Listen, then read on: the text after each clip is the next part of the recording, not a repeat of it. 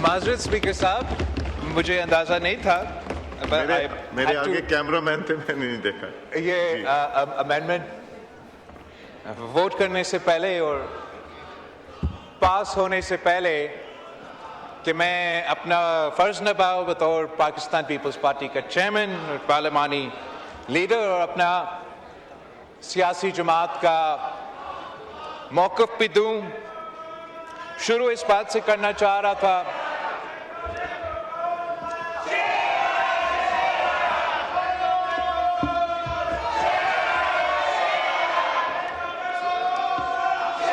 ये बिलावल साहब का माइक सेट करके दें, माइक सेट करके दें बिलावल साहब का। तो जनाब स्पीकर, मैं शुरू इस बात से करना चाह रहा था। ये बिलावल साहब का माइक चेक करें। जनाब स्पीकर, मैं शुरू इस बात पे करना चाह रहा था, मैं पाकिस्तान पीपल्स पार्टी की तरफ से और पूरा मुल्क की तरफ से जो दहशतगर्दी के वाक़ये पिछले चंद दिनों में कराची, इस्लामाबाद से लेके पख्तूनख्वा तक जो वाक़ये हुए हैं, उनका मैं मज़ामत भी करना चाहूँगा और याद दिलवाना चाहूँगा इस हाउस में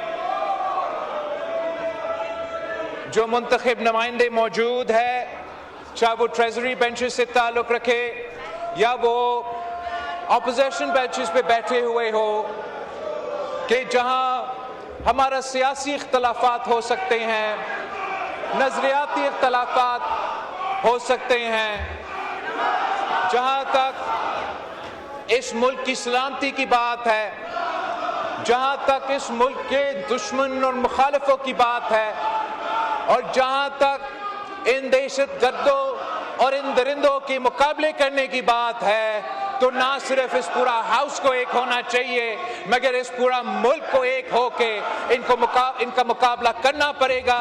और इंशाअल्लाह ताला जनाब स्पीकर, ये एक बार फिर तो दहशतगर्द अपने सर तो उठा रहे हैं, मगर शुक्र अल्हम्दुलिल्लाह पाकिस्तान ने पहले भी इन दहशतगर्दों को शिकस्त दिलवाए।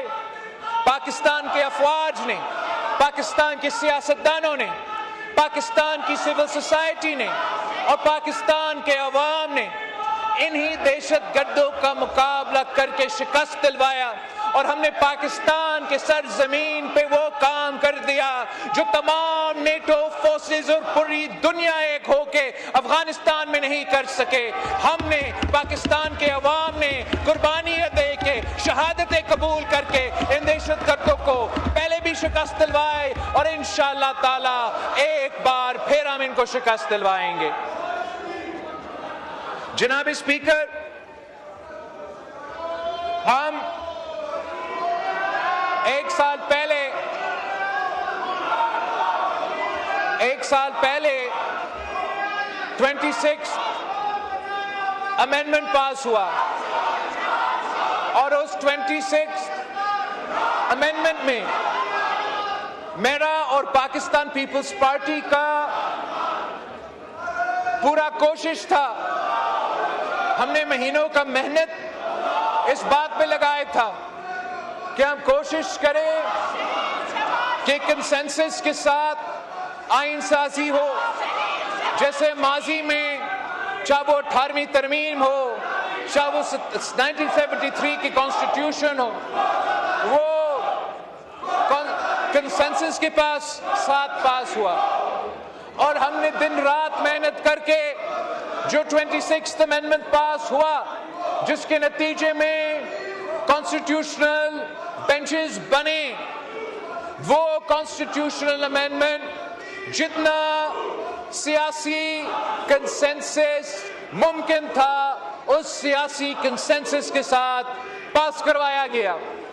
हमने मौलाना फजल रहमान साहब से एंगेज कर दिया था, और मौलाना फजल रहमान साहब ने पीटीआई के साथ, एसआईसी के मेंबर्स के साथ बाकी हमारे ऑपोजिशन बेंचेस पे बैठे हुए जो दोस्त, उनके साथ इंगेज करके एक कंसेंसस बनाया। और मैं ऑन द रिकॉर्ड इस बात को दोहराना चाहूंगा कि जब कॉन्स्टिट्यूशनल बेंचेस बने तो ना सिर्फ मौलाना फजल रहमान साहब भी साथ था, मगर वोट दिए बगैर पाकिस्तान तहरीके इंसाफ भी साथ थे।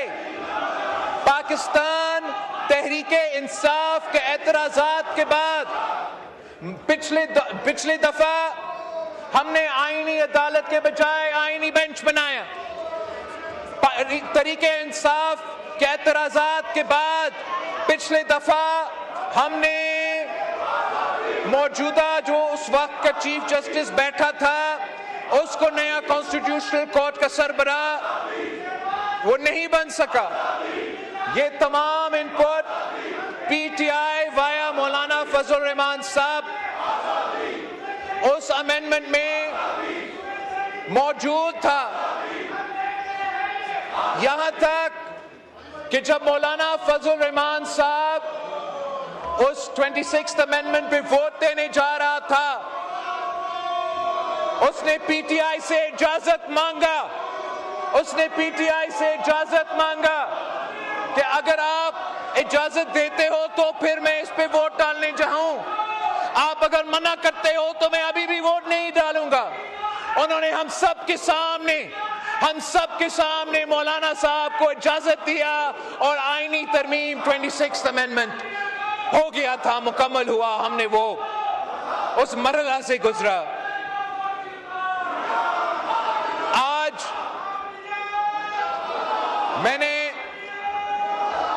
हम जिस आईनी तरमीम पे बात कर रहे हैं वो 27th अमेंडमेंट है।